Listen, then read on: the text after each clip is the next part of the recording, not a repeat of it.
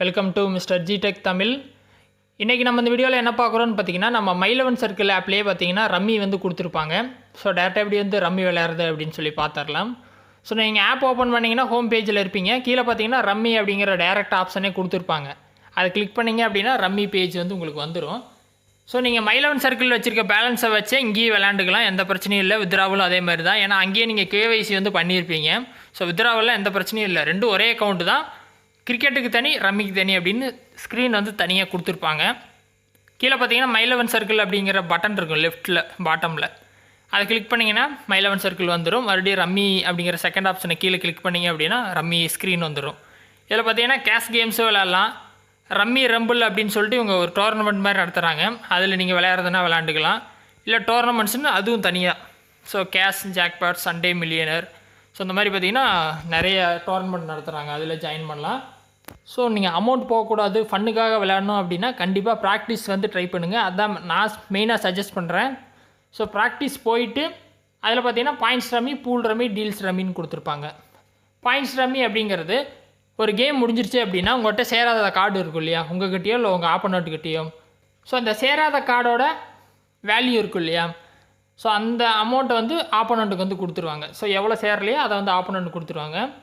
அந்த மாதிரி இருக்கும். இப்போ நீங்கள் சேராத கார்டு வச்சுருக்கீங்க 50 பாயிண்ட்டுக்கு அப்படின்னா அந்த 50 பாயிண்ட்டுக்கான அமௌண்ட் வந்துட்டு உங்கள் ஆப்போனண்ட்டுக்கு போயிடும். ஸோ உங்கள் ஆப்போனண்ட் 50 பாயிண்ட்டுக்கான கார்டை சேர்க்கலை அப்படின்னா அது உங்களுக்கு வந்துடும். ஸோ அந்த மாதிரி ஒர்க் ஆகும். பூல் ரம்மி அப்படிங்கிறது 101 பாயிண்ட்ஸ் 201 பாயிண்ட்ஸ் வச்சுருப்பாங்க. இந்த பாயிண்ட்டை கடைசியாக யார் சேர்றாங்களோ அவங்க தான் வின்னர் அப்படிங்கிற மாதிரி சொல்லுவாங்க. ஸோ நீங்கள் எந்த அளவுக்கு கம்மியாக பாயிண்ட் வச்சு விளையாடுறீங்களோ நீங்கள் தான் வின்னர். டீல்ஸ் ரம்மி அப்படிங்கிறது 2 டீல்ஸ் இருக்கும், இன்னொன்று 6 டீல்ஸ் இருக்கும். ஸோ 2 கேம் விளாண்டுட்டு யார் நல்லா விளாண்டுருக்காங்களோ அவங்க வின்னராக இருக்கும். 6 கேம்ஸ் விளாண்டுட்டு யார் நல்லா விளாண்டாங்களோ அவங்க வந்து வின்னராக இருப்பாங்க. ஸோ அதில் நீங்கள் பார்த்தாலே தெரியும், 2 கேம் விளாடணுமா 6 கேம் விளாடணுமா அப்படின்னு சொல்லிட்டு அவங்களே கேட்பாங்க. கொடுத்துட்டு ப்ளே நவ் கொடுத்தீங்கன்னா கேம் ஸ்டார்ட் ஆகிரும். ஸோ இது ப்ராக்டிஸ். கேஷ் கேம்ஸ் விளாடணும் அப்படின்னா கேஷ் கேம்ஸ் ஃபஸ்ட்லேயே இருக்கும். அதுலேயே அதே தான், பாயிண்ட்ஸ் ரம்மி ஒன்று, pool rummy, deals rummy. Turbo rummy அப்படிங்கிறது 3 பேர் விளாடுவீங்க, ஓகேவா. அதில் ஜெயிச்சவங்களுக்கு பார்த்தீங்கன்னா ஒரு ஸ்பின்னர் மாதிரி கொடுத்துருப்பாங்க. ஒரு ஸ்பின்னு இருக்கும், அது ரொட்டேட் ஆகிட்டு என்ன எக்ஸில் வருதோ அத்தனை அமௌண்ட் வந்து உங்களுக்கு மல்டிபிள்ஸில் தருவாங்க. மேக்ஸிமம் வந்து நீங்கள் 100 ரூபா கொடுத்து 10,000 வரைக்கும் ஜெயிக்கலான்னு சொல்லி இந்த கேமில் வந்து ஆப்ஷன் வந்து கொடுத்துருக்காங்க. பட் எந்த அளவுக்கு உண்மைன்னு தெரியல. ஸோ கீழே பார்த்தீங்கன்னா ஸ்டார்டிங் அமௌண்ட்டே 100 ரூபா கொடுத்துருக்காங்க. ஸோ அதில் ஜாயின் பண்ணி 3 பேர் விளாடுவீங்க. வின் பண்ணவங்களுக்கு பார்த்தீங்கன்னா அந்த ஸ்பின்னர் வந்துட்டு ஓடி அமௌண்ட் வரும்னு சொல்லியிருக்காங்க. ஸோ அது ட்ரை பண்ணி பாருங்கள். பட் இதை அவாய்ட் பண்ணுங்கள், ஏன்னா அமௌண்ட் அதிகமாக போக வாய்ப்பு இருக்குது. ஸோ இது எல்லாமே கிட்டத்தட்ட ஒரே ரூல்ஸ் தான். எக்ஸாம்பிளுக்கு பாயிண்ட்ஸ் ரம்மி வந்து நான் விளையாண்டு காட்டுறேன். ஸோ இதில் பார்த்தீங்கன்னா ஃபஸ்ட் எடுத்தாலும் ஒரு கிளைடர் வந்து கொடுத்துருப்பாங்க. இதில் வந்து அந்த பாயிண்ட்ஸ் வந்து நீங்கள் செலக்ட் பண்ணணும், பாயிண்ட் வேல்யூ.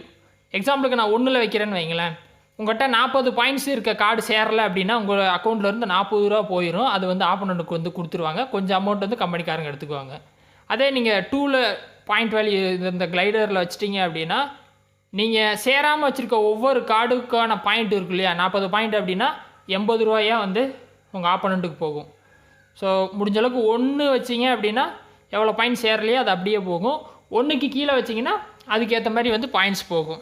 இப்போ நான் வந்துட்டு பாயிண்ட் 1ல் வச்சுருக்கேன், பாயிண்ட் 1 ருபீஸில் வச்சுருக்கேன் அப்படின்னா என்கிட்ட 50 பாயிண்ட்ஸ் கார்டு சேரலை அப்படின்னா என்கிட்ட எவ்வளோ போகும், 50 × பாயிண்ட் 1 5 ரூபா போகும். ஸோ அந்த மாதிரி ஒர்க் ஆகும்.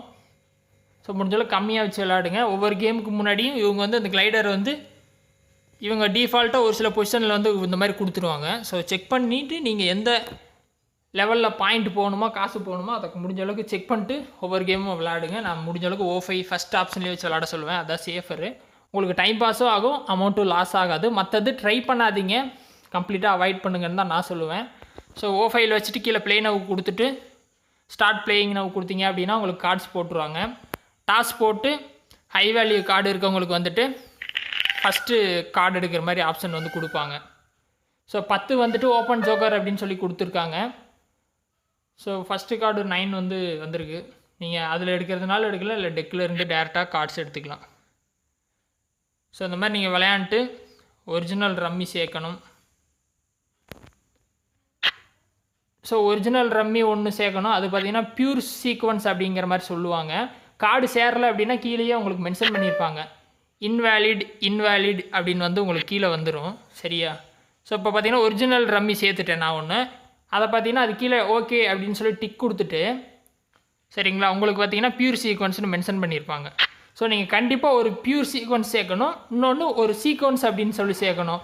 பியூர் சீக்வன்ஸுக்கும் என்ன வித்தியாசம் அப்படின்னா, பியூர் சீக்வன்ஸ் வந்து கண்டிப்பாக நீங்கள் 3 கார்டு வரிசையான கார்டு வச்சுருக்கணும்.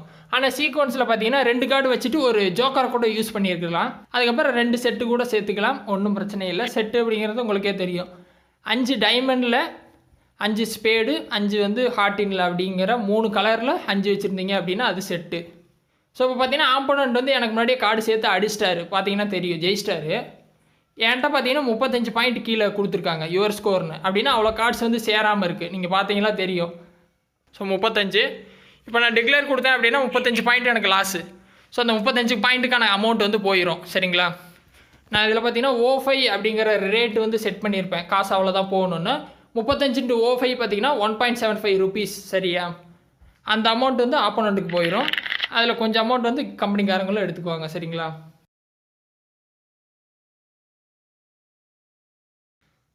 ஸோ 5 இருக்குது, எடுக்கிறதுனா எடுத்துக்கலாம், இல்லை வேறு கார்டு ட்ரை பண்ணலாம். ஸோ இந்த மாதிரி நீங்கள் ஃபாஸ்ட்டாக கார்டு சேர்க்கணும். முடிஞ்ச அளவுக்கு பாயிண்ட்டை நீங்கள் குறைக்க பார்க்கணும். சேராத கார்டெல்லாம் கீழே வந்து வேல்யூ வந்து உங்கள் யுவர் ஸ்கோர்னு காட்டுவாங்க. அதை முடிஞ்ச அளவுக்கு நீங்கள் கம்மியாக வச்சுக்கிறது சேஃபு.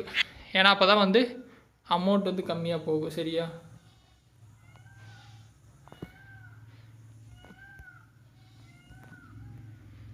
ஸோ பாயிண்ட்டை குறைக்க பாருங்கள், அதுதான் மெயின் கோலாக இருக்கணும்.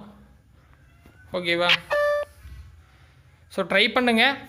கேம் வந்து நான் க்ளோஸ் பண்ணுறேன். ஸோ இந்த மாதிரி தான் விளையாடணும், ட்ரை பண்ணுங்கள். முடிஞ்ச அளவுக்கு சேஃபாக விளையாடுங்க, அமௌண்ட் அதிகமாக பெட் கட்டாதீங்க. முடிஞ்ச அளவுக்கு அந்த ப்ராக்டிஸ் கேமே ட்ரை பண்ணுங்கள் டைம் பாஸுக்கு. சரியா. ஸோ இந்த ஆப்பில் ஏதாவது டவுட் இருந்தால் வீடியோ கமெண்ட்ஸில் சொல்லுங்கள். வேறு எதுவும் டாபிக்ஸில் வீடியோ வேணும்னாலும் கமெண்ட்ஸில் சொல்லுங்கள், நான் போஸ்ட் பண்ணுறேன். சேனலுக்கு ஃபஸ்ட் டைம் வந்திருந்தால் சப்ஸ்கிரைப் பண்ணி சப்போர்ட் பண்ணுங்கள்.